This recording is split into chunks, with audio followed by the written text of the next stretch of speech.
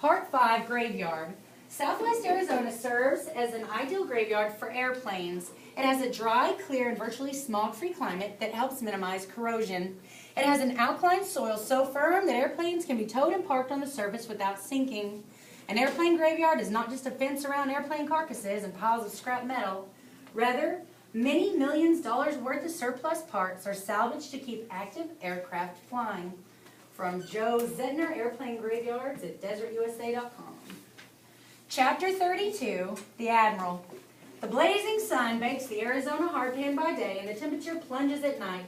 More than 4,000 planes from every era of aviation history shine in the heat of the sun. From cruising altitude, the rows of planes look like crop lines, a harvest of abandoned technology. Number 1, you arrived here by necessity, you stay here by choice. From way up there, you can't see that some of those grounded jets are occupied, 33 to be exact. Spy satellites can catch the activity, but catching it and noticing it are two different things.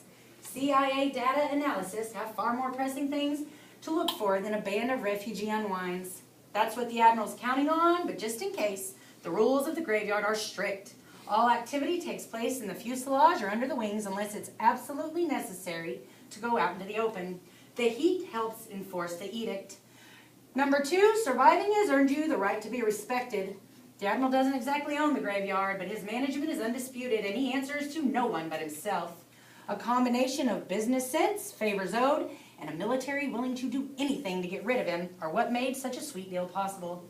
Number 3, my way is the only way.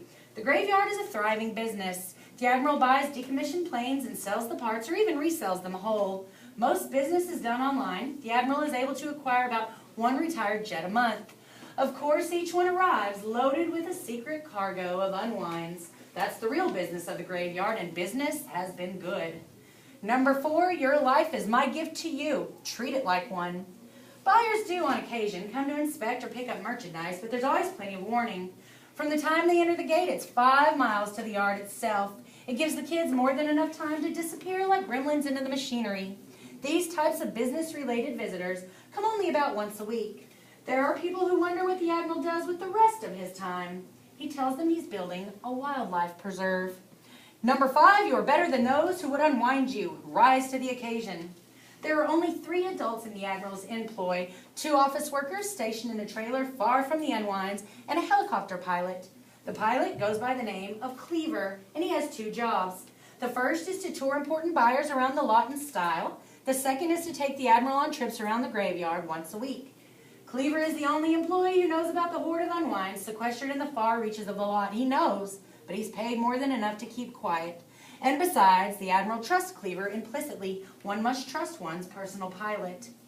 Number 6, everyone in the graveyard contributes, no exceptions.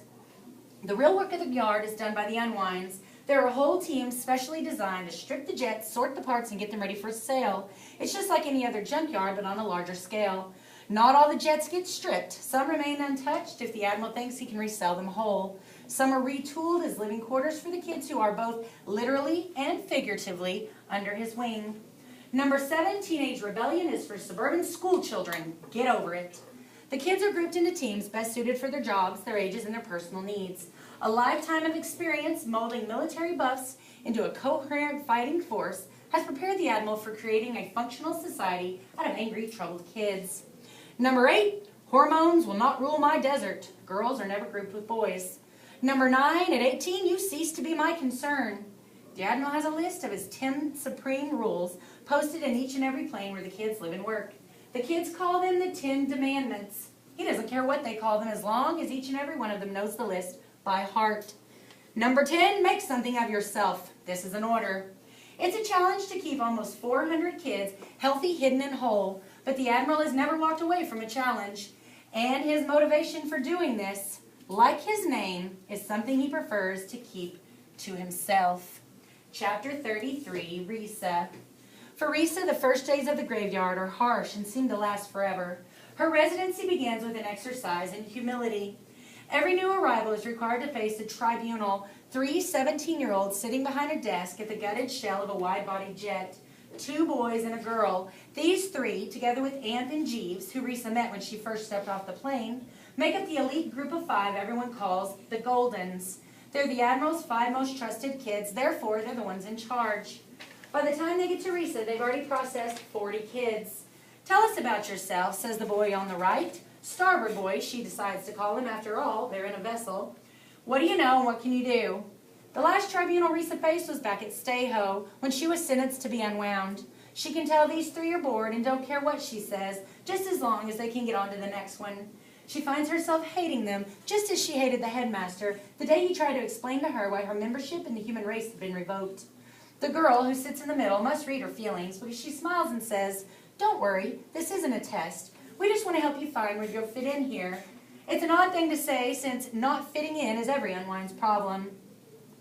Risa takes a deep breath. "I was a music student at Stay-Ho," she says, then immediately regrets telling them she's from a stake home. Even among unwinds, there's prejudice and pecking orders. Sure enough, Starboard boy leans back, crossing his arms in clear disapproval. But the port side boy says, "I'm a ward too. Florida Stay-Ho 18, Ohio 23. What instrument do you play?" the girl asks. "Classic piano." "Sorry," says Starboard, "we've got enough musicians and none of the planes come with a piano." "Survival has earned me the right to be respected," Risa says. "Isn't that one of the Admiral's rules? I don't think he'd appreciate your attitude." Starboard squeams. "Can we just get on with this?" The girl offers him an apologetic grin. "As much as I hate to admit it, in the here and now, there are things we need before a virtuoso. What else can you do?" "Just give me a job and I'll do it," Risa says, trying to get it over with. "That's what you're going to do anyway, right?" "Well, they always need help in the galley," says Starboard, "especially after meals." The girl gives Risa a long, pleading look, perhaps hoping that Risa will come up with something better for herself. But all Risa says is, "Dishwasher, fine. Am I done here?" She turns to leave, doing her best to douse her disgust. The next kid comes in as she's heading out. He looks awful. His nose is swollen and purple. His shirt is caked with dried blood, and both his nostrils have started bleeding fresh. "What happened to you?" He looks at her, sees who it is, and says, "Your boyfriend. That's what happened to me, and he's going to pay." Risa could ask him a dozen questions about that, but the kid's bleeding all over his shirt, and the first priority is to stop it. He tips his head back. "No," Risa tells him. "Lean forward, otherwise you'll gag on your own blood." The kid listens. The tribunal of 3 come out from behind their desk to see what they can do, but Risa has it under control. "Pinch it like this," she tells him. "You need to be patient with this kind of thing." She shows the kid exactly how to pinch his nose to stem the flow of blood. Then, once the bleeding stops, Portside comes over to her and says, "Nice work." She's immediately promoted from dishwasher to medic. Funny, but it's indirectly Connor's doing, since he's the one who broke the kid's nose in the first place. As for the kid with the bloody nose, he gets assigned to dishwashing. The first few days, actually trying to act like a medic without any real training is terrifying. There are other kids in the medical jet who seem to know a lot more, but she quickly comes to realize they were thrown into this just as she was when they first arrived. "You'll do fine. You're a natural," the senior medic, who is all of 17, tells her. He's right. Once she gets used to the idea, handling first aid, standard illness, and even suturing simple wounds becomes as familiar to her as playing the piano. The days begin to pass quickly, and before she realizes it, she's been there a month. Each day that goes by adds to her sense of security. The Admiral was an odd bird, but he had done something that no one else had been able to do for her since she left Stay-Ho. He'd given her back her right to exist.